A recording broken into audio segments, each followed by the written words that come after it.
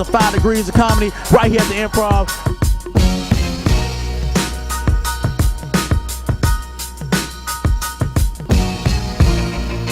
It's going down right now. We representing everything.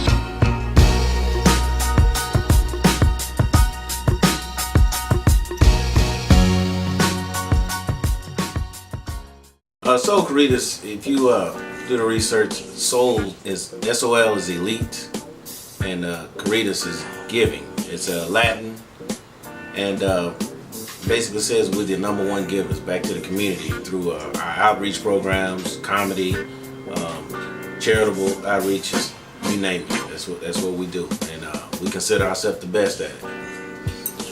Well, it started about I guess in 2007.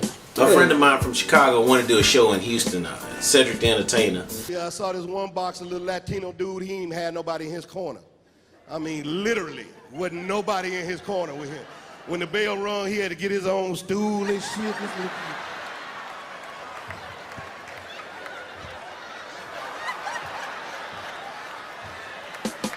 And he called me up. He said, "Hey, Carlos, man, I want to do a show in Houston, Cedric the Entertainer." I was like, "Oh, okay." Well, originally I thought he just wanted me to put up some money with him and a couple more of my friends. And that turned into me being the promoter, saying as how I was the only one here in Houston. So for the most part, I did most of the leg work, and I learned a whole lot in the short term. And I figured, hey, I didn't want that to be my last show. I really enjoyed it. I liked the feeling I got from doing it. And more importantly, I enjoyed seeing the people laugh. So I decided I wanted to do it myself.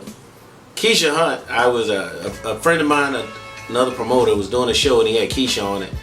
And he invited me backstage to visit with her and a couple of other artists. And Keisha said, I heard a lot about you and a couple of shows you've done. And at that time, I'd only done maybe 3. But the artist that I promoted, I guess she kind of looked up to. And she asked me a couple of pointers and I gave them to her. And after the show, she came up to her and she said, "Hey, you're going to be my manager." And I was like, "Well, I don't know much about managing." And she said, "Well, but you know business." And I prayed about it and God told me to tell you that you're going to be my manager. When I was 12, I found out that my stepdaddy is my real daddy.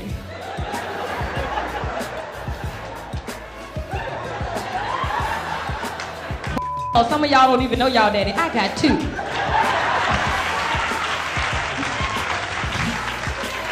I got 2 real daddies.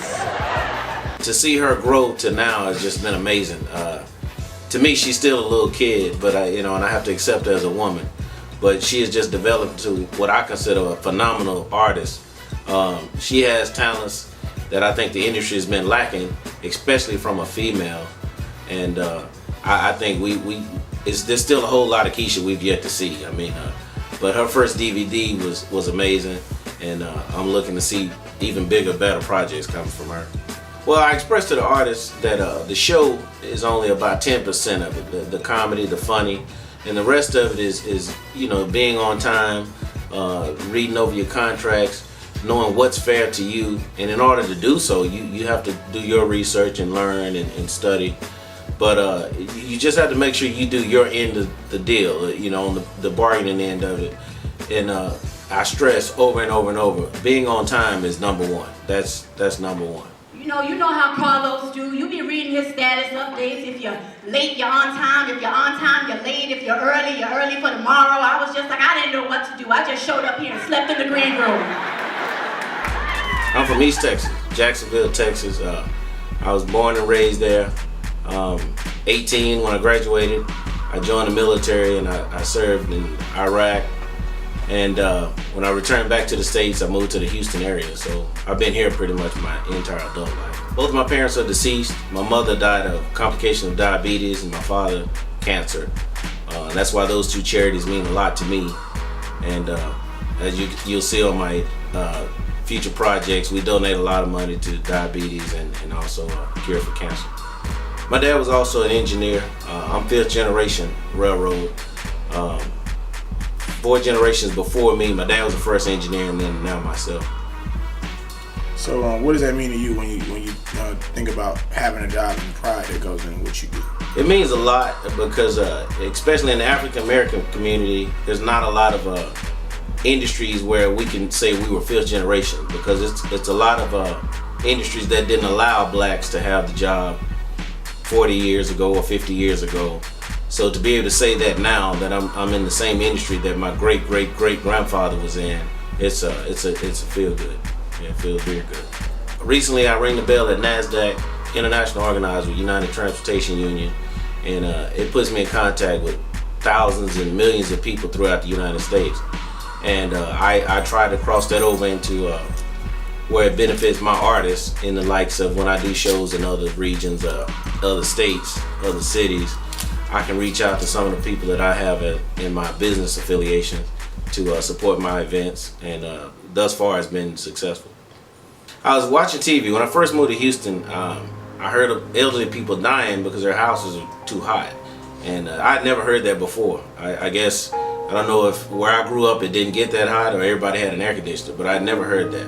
Delivery day, a very hot day. What a donation you're making. This is terrific. She's disabled and lives alone. When her window units went out, Ooh, it's been so hot. It's been, ooh. And I said, well, this was that hot in June. I don't know how I'm gonna make it in July and August. And all I thought was, well, air conditioning can't be more than $100, $120. And if that's all it takes to save somebody's life, that's a small price to pay. it just so happened that Carlos Wallace had seen one of my people-to-people stories. A train engineer by trade, Wallace offered to buy 2 window units for someone who needed them. And I wanted to start a program and challenged a lot of my friends to buy air conditioners.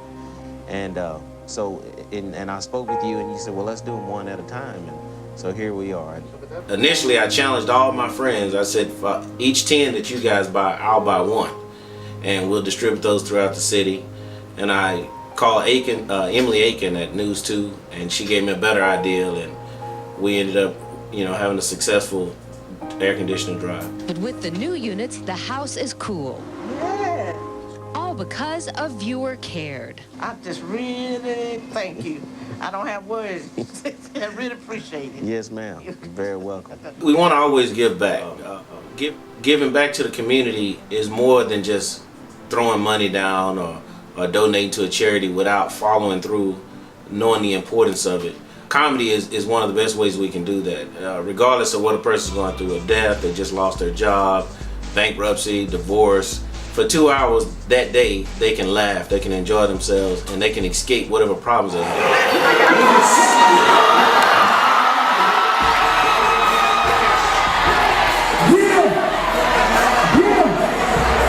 All my ladies in the house with the real hair. All my ladies in the house with the real hair. Say ow. Say ow, ow, ow. All my ladies in the house with the lace front. All my ladies in the house with the Yankee weed. Say yeah. We donate a lot of the money that we make with our comedy shows back to the community. We do community projects, we do food drives, AIDS walks, breast cancer walks. I mean, we're all about that. And that, again, it in turn make people want to help support us and tell more people about us. I came up with the Back Pew Project because I wanted a project that the entire family could enjoy. Because in live TV or live entertainment or TV or big screen, there's very few projects where you can take 3 generations to enjoy. For playing the comedy. Wanna go and do a joke for the kids before I just leave y'all behind. Why didn't G-Unit catch the bus? Cause they ain't have 50 cents. Take that to school. I had to go to the gallery and buy an outfit. Messing around with Carlos.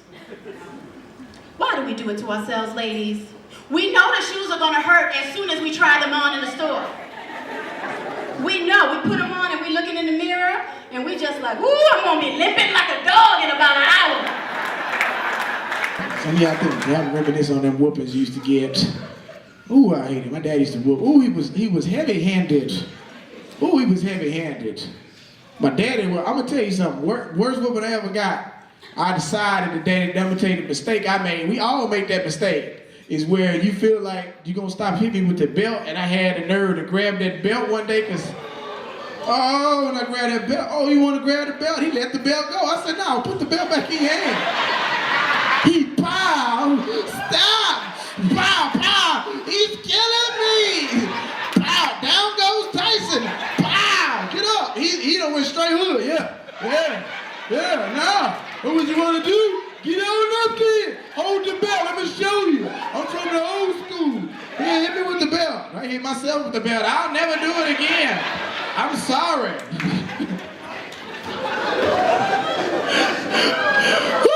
We came together and created the back pew because I wanted the language to be comfortable for everyone and the entertainment to make everybody laugh. And I think we've been pretty successful at that.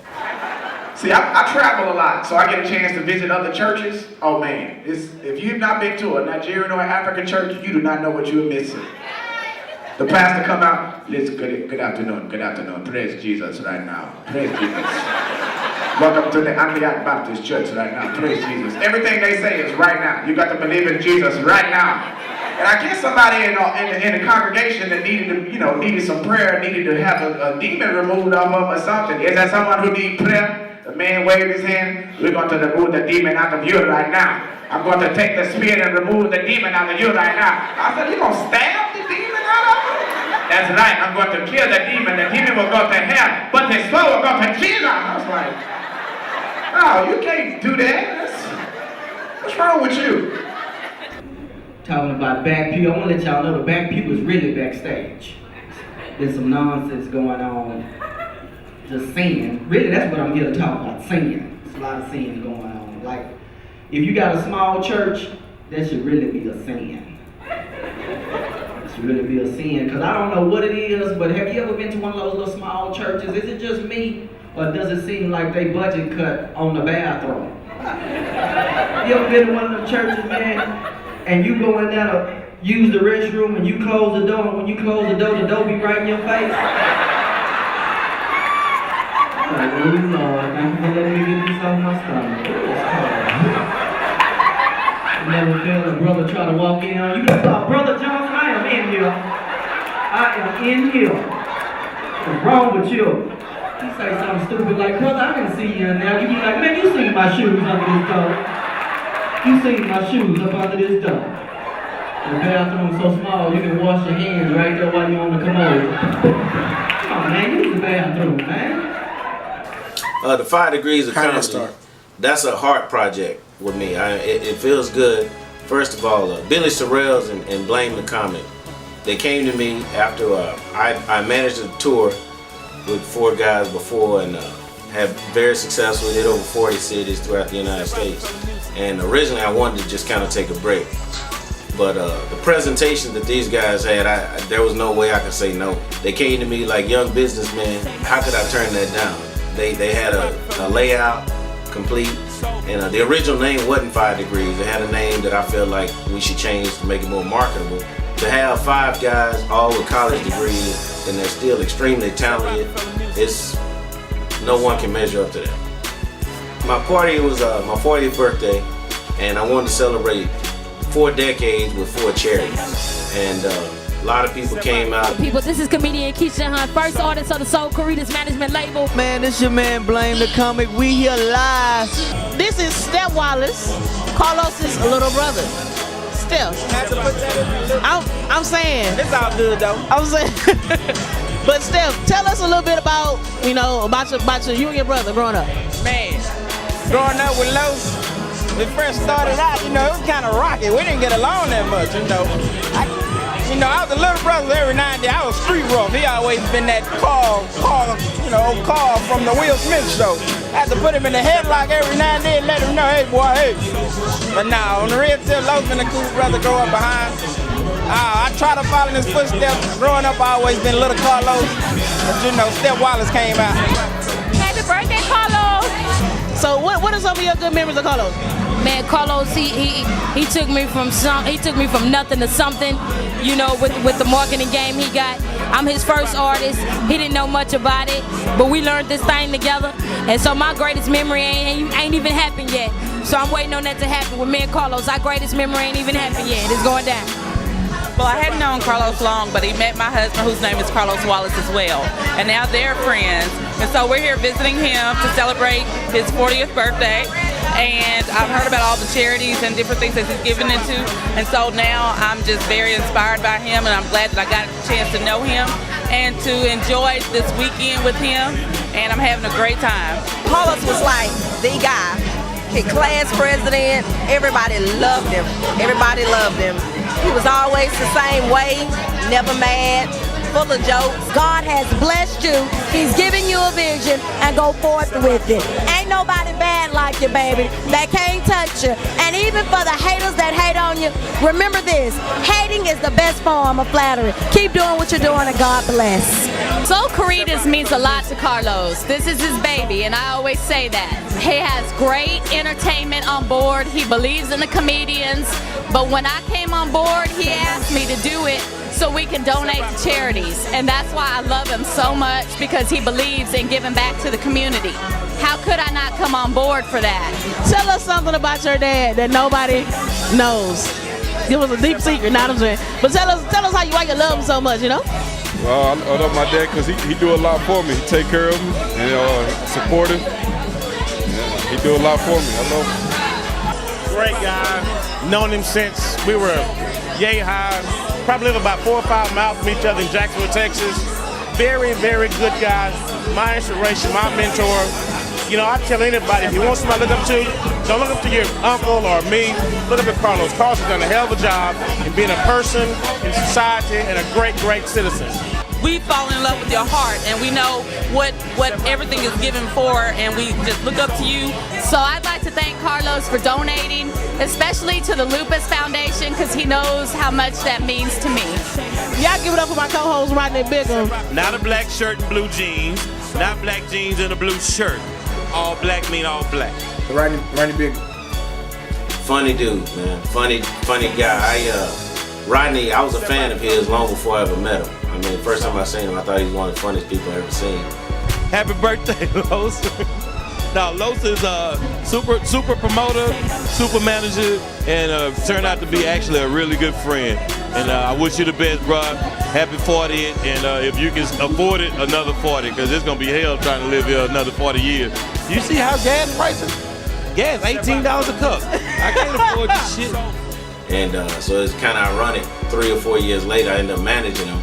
And that's just a treat in itself. I mean, I talk to Rodney every day, more as a friend than as a manager. And he's taught me a whole lot about the business.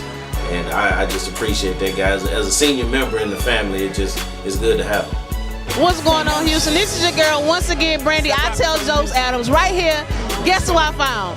You are not gonna believe this. You hear her every morning from 5 to 10. You know who you listening to. I'm not gonna sing the song, but it's the greatest show on earth. Did I get it right?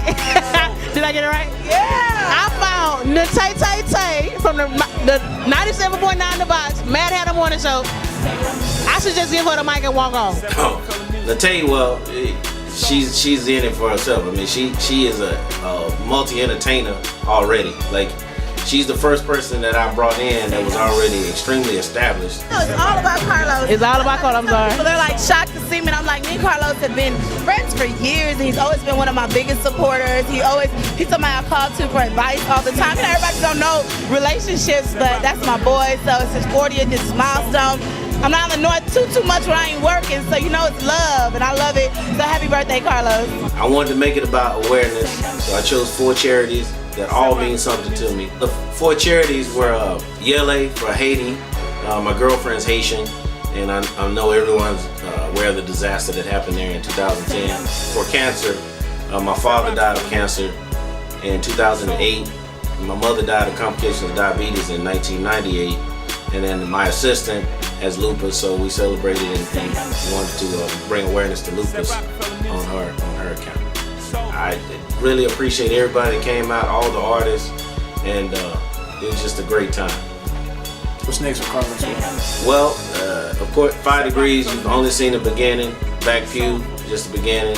Keisha's next DVD, everything's just at a beginning stage.